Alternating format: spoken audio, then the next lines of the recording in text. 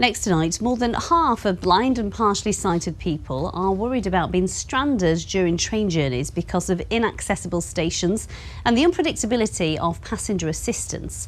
That's according to new research from the Royal National Institute of Blind People, which also found that 82% face difficulty with the gap between the train and the platform edge.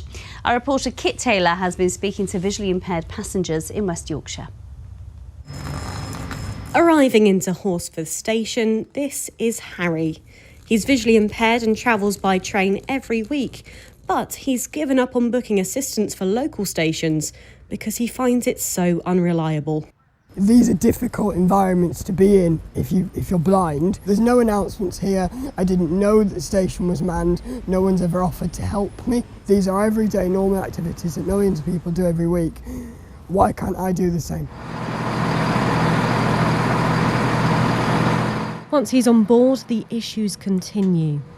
At that point, it becomes somewhat scary because I'm stood in the middle of a carriage, obviously very vulnerable, not really sure if there's a free seat anywhere, with no one to help me.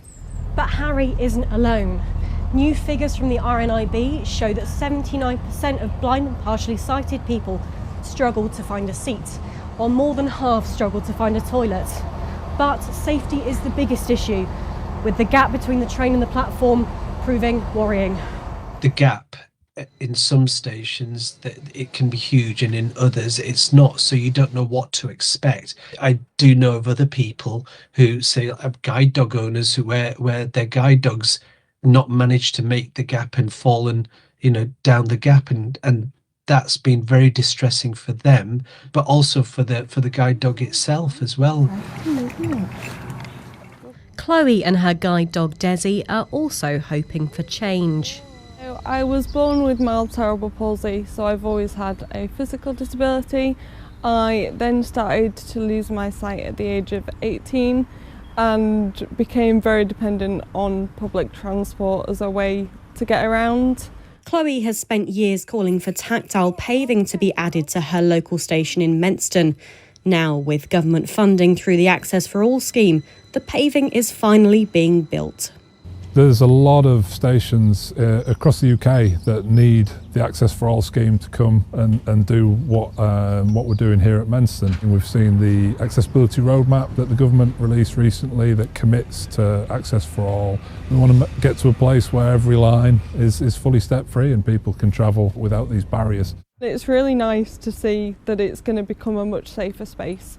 It's just a shame it's taken so long. Network Rail have said we're committed to making the railway accessible for all our passengers and recognise there is more work to do. Kit Taylor, BBC Look North, Leeds. Earlier I spoke to Emma Vogelman from the charity Transport for All, and I asked if the changes been made are enough and if they're happening fast enough.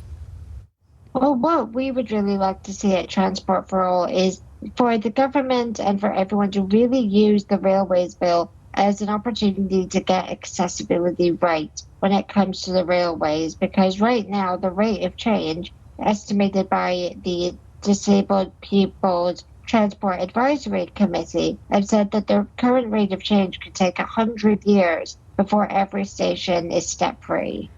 Gosh, according to research, less than 50% of blind or partially sighted people said that they would be met by assistance that they'd booked. Does this surprise you? To be honest, assistance is one of the biggest barriers that disabled people can experience, and that could be with it not being there when you just turn up and go and want to travel spontaneously, or even when you book it in advance. There's no guarantee that assistance will be there, but without that assistance, disabled people simply just cannot use the railway. As you mentioned before, you are working with Great British Rail to try and improve the system during its development. What would be simple steps to make a huge improvement for you?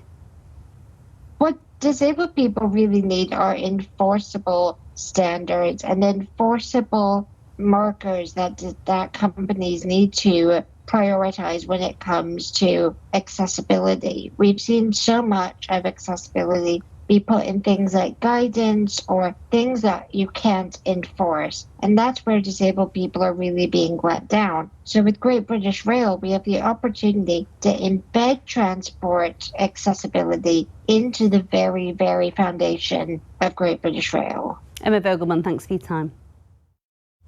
You're watching